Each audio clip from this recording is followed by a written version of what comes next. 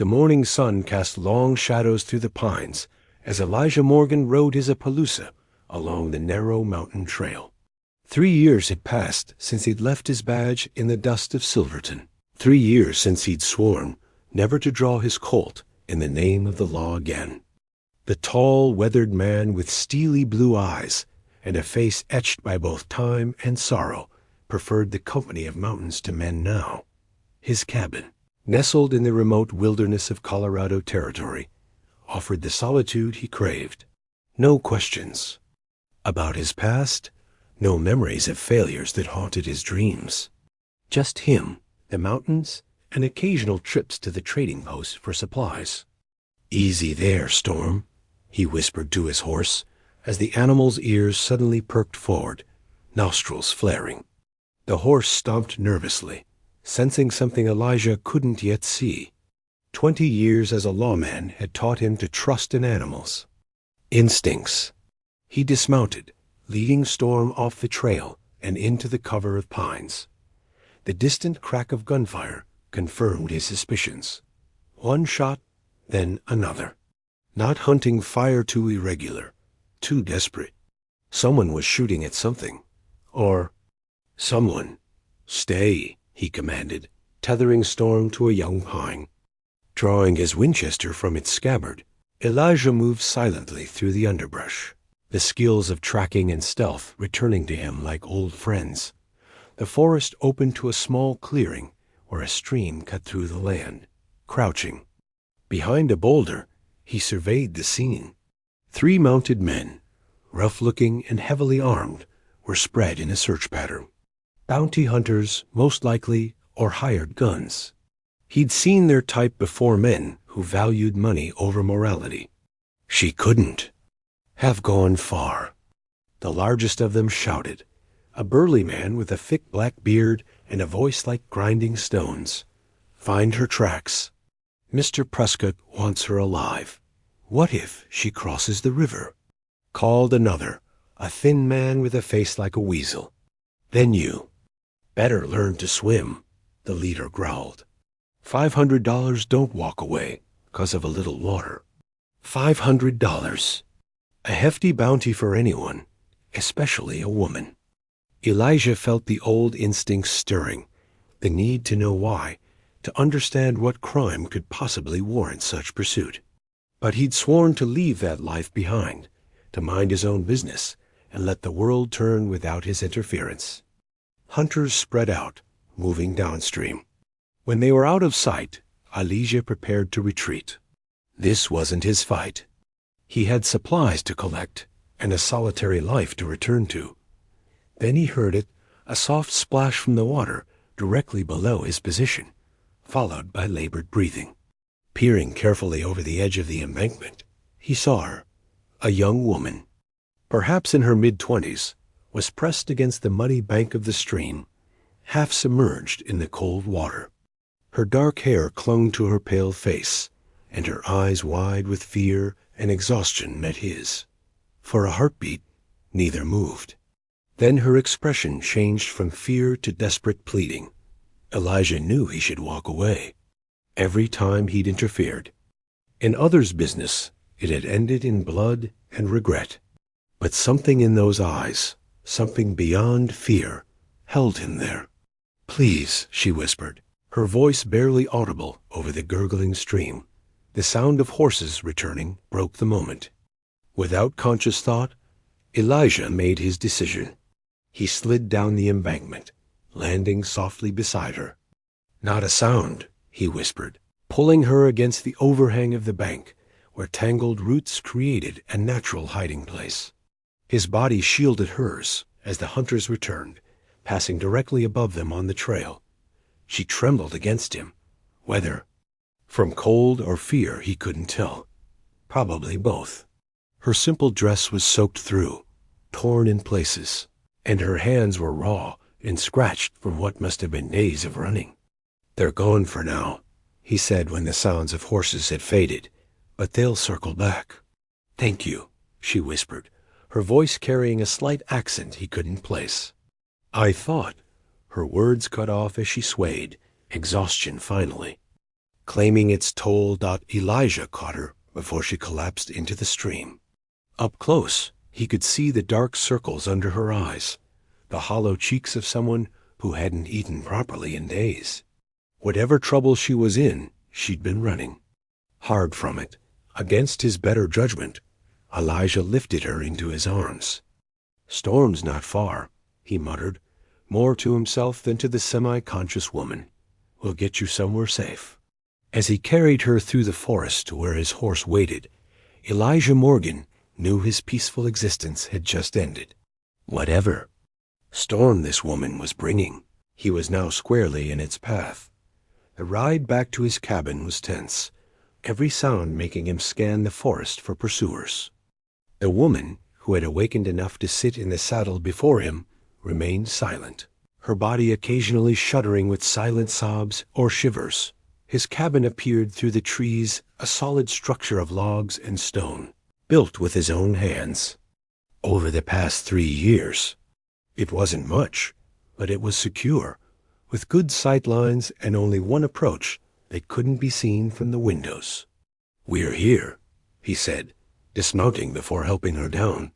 Her legs buckled beneath her, forcing him to catch her again. "When did you last eat?" 2, maybe 3 days ago," she admitted weakly. Inside the cabin, Elijah settled her in the single chair by the hearth, wrapping his only spare blanket around her shoulders. He stoked the banked fire, adding logs until it blazed with welcoming warmth. "I have some stew from yesterday," he said, placing a pot over the fire. "Not fancy, but it's food." She watched him with wary eyes as he moved around the small space. "Why are you helping me?" Elijah paused, considering the question. "Those men hunting you, they're not lawmen." "No," she confirmed, her eyes dropping. To her hands, "They're not. That's reason enough." He handed her a tin cup of water. "What's your name?" She hesitated, clearly weighing whether to trust him with even that small detail. "Clara," she finally said. "Clara Donovan." "Elijah Morgan," he replied, stirring the pot of stew. "Former sheriff of Silverton." Her eyes widened slightly at this information. "Former?" "3 years ago, I hung up my badge." His tone made it clear. He wouldn't elaborate further. Clara sipped the water slowly. "I should leave after I eat." "Those men, they won't stop looking. You'll go nowhere tonight," Elijah said firmly. "You can barely stand. Besides, these mountains are treacherous even for those who know them. In the dark, they're deadly." "You don't understand," she insisted, a new urgency in her voice. "These men, if they find me here, they'll kill you too." Elijah's weathered face showed no concern. "Many have tried." "I'm still breathing." He ladled stew into a bowl and handed it to her. "Eat. We'll figure the rest out after you've regained some strength." As Clara ate hungrily, Elijah kept watch. Through the window, his Winchester across his lap. Whoever these hunters were, whatever they wanted with this woman, they'd have to go through him first. And despite his peaceful intentions of the past 3 years, Elijah Morgan still remembered exactly how to stand between innocents and those who would harm them. What he didn't know was why Clara Donovan had a price on her head, or why her eyes carried such a weight of secrets. But by morning, he intended to find out. If you're enjoying this story, give us a thumbs up and share it with someone who loves Western tales of courage and redemption. Chapter 2. Dawn broke over the mountains, painting the sky in hues of pink and gold. Elijah had spent most of the night in the wooden chair by the window, dozing in short intervals while keeping watch. Clara had fallen into an exhausted sleep on his narrow bed, still wrapped in the blanket he had given her. Now, as sunlight crept across the cabin floor, Elijah stirred the coals in the fireplace and set coffee to boil. The familiar routine calmed him, even as his mind worked through the complications of his new guest. Clara awoke with a start, momentarily disoriented before her eyes found Elijah. The fear that had been so prominent yesterday had receded somewhat, replaced by wary calculation. Coffee? He offered, pouring the dark liquid into a tin cup. She nodded, sitting up slowly. Thank you. After taking a careful sip, she added, For everything. Elijah leaned against the rough wooden table, studying her in the morning light. The rest had done her good. Some color had returned to her cheeks, and her eyes were clearer. She was younger than he'd initially thought, perhaps mid-20s, with features that spoke of intelligence and determination. Those men will be searching the area, he said directly. I need to know what I'm facing. Clara looked down at her cup. You should have let me go. Getting involved will only bring you trouble. I'm already involved. His voice remained calm, but firm. $500 is a serious bounty. What does Prescott want with you? Her head snapped up at the name. You heard that? I hear most things in these mountains. He poured himself coffee. Douglas Prescott, I assume? The mining magnate from Denver? She nodded slowly, weighing how much to reveal. I worked for the Prescott family, as a governess for his children. And now he has hired guns chasing you through the wilderness? That's quite a resignation. A bitter smile touched her lips. I saw things I shouldn't have. Documents in his study proof that he's been having miners who speak about unions killed, making it look like mining accidents. Her hands tightened. Around the cup, 12 men in the last year alone. Elijah absorbed this information silently. Mining disputes could be bloody affairs. He'd seen enough of them during his years wearing a badge. Powerful men like Prescott considered themselves above the law, especially in territories where money spoke louder than justice. You took these documents? He asked. Clara nodded. I was going to bring them to the territorial governor, but Prescott discovered they were missing before I could leave Denver. Her voice faltered. He caught me packing. Said he'd have me arrested for theft. When I tried to run, his men, she stopped, shaking her head. I barely escaped. The city. How long have you been running? 6 days. They've been just behind me the whole time. She looked up, meeting his eyes directly. Now do you see why I need to leave? Prescott won't stop. He has connections everywhere. Judges, politicians, lawmen. Elijah moved to the window, scanning the perimeter of the clearing where his cabin stood. Those men yesterday, they'll have circled back to where they lost your trail. They'll start widening their search. Which is why I should go, Clara insisted, standing. I've put you in enough danger already. And go where? Elijah asked practically. Without supplies, without a horse, without knowing these mountains? You'd be dead or captured within a day. Frustration and fear warred on her face. What choice do I have? Those documents are the only proof of what he's done. If I don't get them to someone who can help, where are these documents now? Clara hesitated and reached into the bodice of her dress, withdrawing a small oilskin packet. I've kept them with me. If they get wet, let me see. Elijah held out his hand. After a moment's hesitation, she handed him the packet. Elijah carefully unfolded the oilskin, revealing several sheets of paper covered in neat handwriting and numbers. Ledgers, notes, and most damning of all, a list of miners' names with dates and accident descriptions, alongside payment amounts to various individuals. Prescott keeps meticulous records, Clara said quietly. Elijah rewrapped the documents and returned them to her. The nearest telegraph office is in Durango, 3 days' ride through difficult country. Durango? Hope flickered in her eyes. Could we send these to the governor from there? We could, Elijah confirmed, but Prescott likely has men watching the telegraph offices in every town within 100 miles. And once you send that telegraph, there's no guarantee who might intercept it. Clara's shoulders slumped. Then what can we do? Elijah was silent for a moment, weighing options against risks. Finally, he said, Judge Hollister is making his circuit through this territory. He should be in Silver Creek by the end of the week, 4 days' ride from here. Judge Hollister? Clara repeated. A fair man, incorruptible. If anyone will act on those documents regardless of Prescott's influence, it's him. Elijah began gathering supplies, his movements deliberate and efficient. We'll leave within the hour. Take the North Trail through the high country. It's longer, but less traveled. Clara watched him in disbelief. You're coming with me? Elijah paused in his preparations. Those hunters know these mountains, but not as well as I do, and you'll need protection.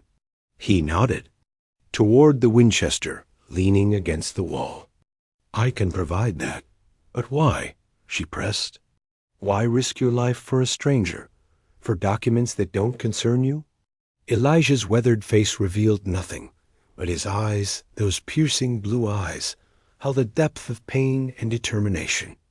That made Clara catch her breath. 12 dead miners concern me, he said simply. Justice concerns me. Something in his tone suggested a deeper story, but Clara knew better than to press. Instead, she asked, What can I do to help? There are some clothes in that trunk, old things from when my sister visited years back. Find what fits. We need to get you out of that dress. It's too visible, too recognizable. He continued packing provisions into saddlebags. And eat something. The trail ahead is hard. While Clara changed, Elijah stepped outside to prepare storm and check the perimeter one last time. The mountain air was crisp, carrying no scent of intruders, but experience had taught him that danger rarely announced itself. When Clara emerged from the cabin, she was transformed. Dressed in faded men's trousers, a loose shirt, and a worn leather vest, with her hair tucked under a hat, she could easily pass for a young man from a distance. The clothes hung on her slender frame, but they would serve their purpose. Will this work? She asked, tugging at the vest self-consciously. It'll do, Elijah replied, adjusting the stirrup on Storm's saddle. At a distance, you'll look like a boy. Might buy us some time if we're spotted. He helped her mount behind him, aware of her hesitation before she placed her hands lightly on his waist.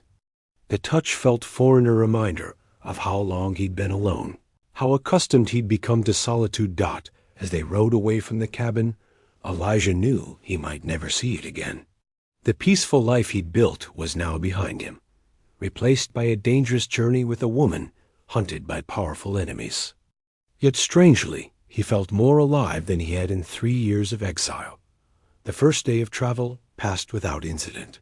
Elijah led them through dense forests and narrow valleys, avoiding open spaces where they might be spotted. Clara proved, too.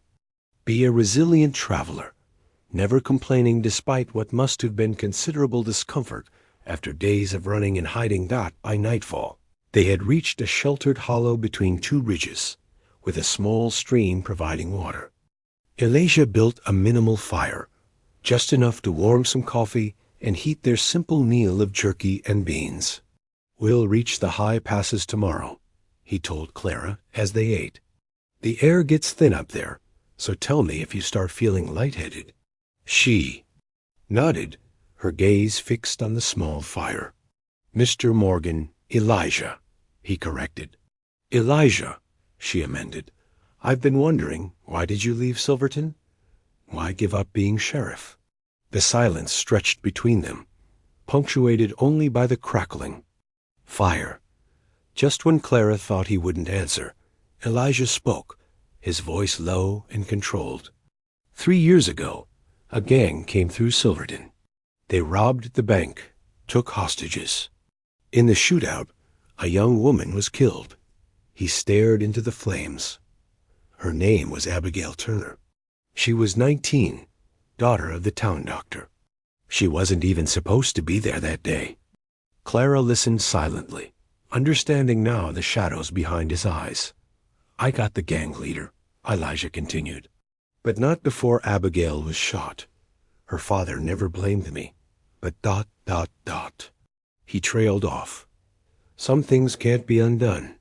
Some debts can't be paid, so you came to the mountains, Clara finished softly. Elijah nodded once. Thought I could leave it all behind. Turns out, some things follow you, no matter how far you run. They sat in silence after that, each lost in their own thoughts. When it came time to sleep, Elijah insisted on taking the first watch, positioning himself against a tree trunk with a clear view of the surrounding area. Get some rest, he told Clara. Tomorrow will be harder. As she settled into her blanket, Clara found herself studying the profile of this enigmatic man who had risked everything to help her. Whatever demons haunted Elijah Morgan, they hadn't diminished his sense of justice or his willingness to protect those who needed it. With that comforting thought, she drifted into sleep, unaware of the dangers that would await them in the morning. Light. Don't forget to subscribe for more captivating Western adventures. Hit that like button if you're eager to find out what happens next. Chapter 3. The crack of gunfire shattered the dawn silence, sending birds scattering from the trees above. Elijah was on his feet instantly, rifle in hand, scanning the ridgeline where the shot had originated. Stay down, he ordered Clara, who had bolted upright at the sound. Another shot kicked up dirt near their extinguished campfire. Elijah spotted movement, a figure on horseback along the eastern ridge, too far for an accurate shot with his Winchester, but close enough to be a threat. They found us, Clara whispered, her face pale with fear. One of them has, Elijah corrected, his voice calm despite the danger. The others will be close. We need to move. Now. They gathered their belongings with practiced urgency. The routine they'd established over 2 days of travel, serving them well. Within minutes, Storm was saddled, and they were moving through the thick underbrush, away from the direction of the shots. How did they find us? Clara asked as they rode, her arms tight around Elijah's waist. Probably been sweeping the mountain. In a grid pattern, Elijah replied, keeping Storm at a steady pace through the difficult terrain. Or they found my cabin, tracked us from there. The forest began to thin as they climbed higher, the trees becoming more sparse, the air noticeably thinner. Elijah pushed Storm harder than he would have liked, knowing the horse would need rest soon, but equally aware of the danger behind them.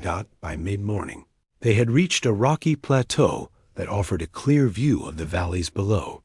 Elijah reined in, Storm studying the landscape through narrowed eyes. Air, he said, pointing to a distant movement. 2 riders following our trail. Clara followed his gaze. Just 2? Where's the third?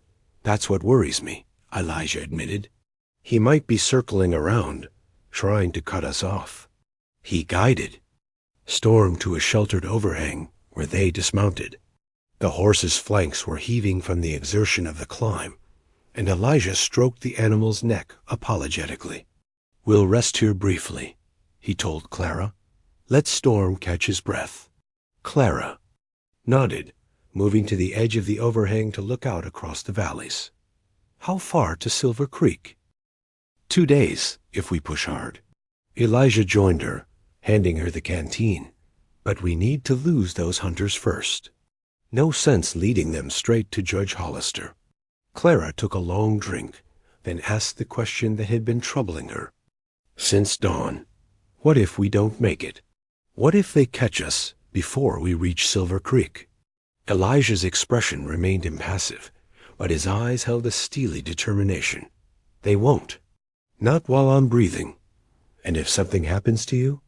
She pressed, needing to know there was a plan beyond blind hope. Elijah studied her for a moment, seeing the courage beneath her fear. Silver Creek lies due west. Follow the North Star at night if you get lost. Ask for Sheriff Taylor when you arrive. He's a good man. Tell him I sent you. Clara nodded, memorizing the instructions. Thank you. A distant sound caught Elijah's attention, the rhythmic clacking of stones falling down a slope. Someone was climbing toward their position. "Mount up," he whispered urgently, helping Clara into the saddle before swinging up behind her. "We need to reach the pass before they cut us off." They rode hard along the ridge line, Storm responding valiantly to Elijah's urging. The path narrowed as they climbed higher, becoming treacherous with loose shale and exposed drops on one side. Below, they could see one of the hunters following their trail, while the second had disappeared from view. "The pass is just ahead," Elijah called over the wind that whipped around them. "Once we're through, we'll be harder to track." As they rounded a sharp bend, the pass came into view, a narrow gap between two towering rock faces. But blocking their path, rifle raised and ready, was the third hunter, the burly leader with the black beard. Elijah reined Storm to a sudden halt, pulling Clara closer against him protectively. "End of the trail, Morgan," the hunter called, his voice carrying across the distance between them. "Hand over the woman and those papers, and you might walk away from this." Clara felt Elijah tense behind her. "How do they know your name?" She whispered. "Small territories have long memories," he replied grimly. To the hunter, he called, "Not happening, Reeves. Tell Prescott he'll need to do better than hired scum." The hunter Reeves spat on the ground. "Always were too self-righteous. For your own good, Morgan. Didn't work out well for you in Silverton, did it?" Elijah's jaw tightened at the mention of Silverton. "Clara," he said quietly, "when I say now, slide off the right side of the saddle and get behind those rocks." He nodded toward a cluster of boulders several yards away. "What are you going to do?" she asked, her voice barely audible. "Create a distraction." His hand moved to his holstered revolver. "Ready?" She nodded, gathering her courage. "Now!" Elijah shouted, simultaneously drawing his Colt and firing 3 rapid shots toward Reeves. Clara slipped from the saddle as instructed, scrambling toward the boulders as bullets whizzed overhead. She heard Storm whinny in panic, heard Elijah's steady return fire, and then a shout of pain that didn't come from Elijah. From her position behind the rocks, she could see Reeves clutching his shoulder, blood seeping between his fingers. Elijah had dismounted and was using Storm's bulk as cover, his Winchester now in hand as he fired methodically at their adversary. The sharp report of another rifle, this one from behind them, told Clara that at least one of the other hunters had caught up. They were trapped between enemies, with the pass their only escape route blocked by the wounded but still dangerous Reeves. "Clara," Elijah called, never taking his eyes off Reeves. "The oilskin. Do you still have it?" "Yes." She called back, patting her vest where the precious documents were secured. "Good. Stay low."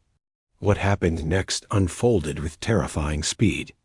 Elijah darted from behind Storm, firing as he ran not toward cover, but directly at Reeves. The audacity of the move seemed to surprise the hunter, who fired hastily and missed. Before Reeves could chamber another round, Elijah was on him, the butt of his rifle crashing into the larger man's jaw with a sickening crack. Reeves staggered but didn't fall, drawing a knife from his belt with his good arm. The two men grappled at the edge of the path, dangerously close to the drop-off. Clara watched in horror as Reeves, despite his wounded shoulder, drove Elijah backward toward the precipice. From behind her came the sound of approaching horse, the other hunters closing in. In moments, they would have a clear shot at both her and Elijah. Decision made, Clara drew the small derringer that Elijah had given her for emergencies. Her hands shook as she aimed at Reeves, who now had Elijah pinned against a boulder knife. Inching toward his throat, the shot was deafening in her ears. For a horrible moment, she thought she'd missed, or worse, hit Elijah. But then Reeves stumbled backward, a look of surprise on his bearded face as he clutched his leg where her bullet had struck. The momentary distraction was all Elijah needed. With a powerful shove, he pushed Reeves away from him. The hunter, off balance and injured, teetered at the edge of the path before plummeting backward into the ravine, his scream echoing off the rock walls until it was suddenly sickeningly silenced. "Elijah!" Clara cried, running toward him as the sounds of the approaching hunters grew louder. "The pass now," Elijah ordered, grabbing Storm's reins and pulling the nervous horse forward. He helped Clara mount, then swung up behind her, urging Storm into a gallop through the narrow gap in the rocks. Bullets ricocheted off stone as they rode, but soon they were through the pass and descending the other side of the mountain, the hunters temporarily left behind. They rode hard for hours, stopping only when Storm couldn't continue without rest. By nightfall, they had put significant distance between themselves and their pursuers. Reaching a secluded valley with a small lake where they could safely make camp. As Elijah tended to Storm, Clara built a small fire, her hands still trembling from the day's events. When Elijah finally joined her by the fire, she noticed for the first time the torn sleeve of his shirt and the blood-stained bandana tied around his upper arm. "You're hurt," she said, reaching toward him. "It's nothing," he dismissed. "Bullet grazed me during the firefight." Clara ignored his protest, gently unwrapping the makeshift bandage to examine the wound. "This needs cleaning," she insisted, reaching for their dwindling medical supplies. As she tended to his injury, a comfortable silence fell between them, the kind that comes only after facing death together and emerging alive. "You saved my life," Elijah said finally, watching her hands as they applied a fresh bandage. "That was a brave shot." "I was terrified I'd hit you instead," she admitted. "But you didn't." He caught her hand as she finished tying the bandage. "Thank you." The simple touch, the genuine gratitude in his eyes, stirred something in Clara that she hadn't expected, a connection that went beyond their shared danger, beyond the circumstances that had thrown them together. "We make a good team," she said, softly, reluctantly withdrawing her hand. "We do," he agreed, his gaze lingering on her face before he turned to add wood to the fire. "Get some rest. I'll take first watch." "You need rest too," she countered, "especially with that arm." "I've had worse," he assured her with a slight smile. "Besides, those two hunters are still out there. They might not be as skilled as Reeves, but they're persistent." Clara nodded, settling into her blanket near the fire. "Wake me for second watch. I mean it this time." To her surprise, Elijah nodded. "I will." True to his word, Elijah woke her several hours later. The night was peaceful, with a canopy of stars stretching across the sky, and only the occasional call of a night bird breaking the silence.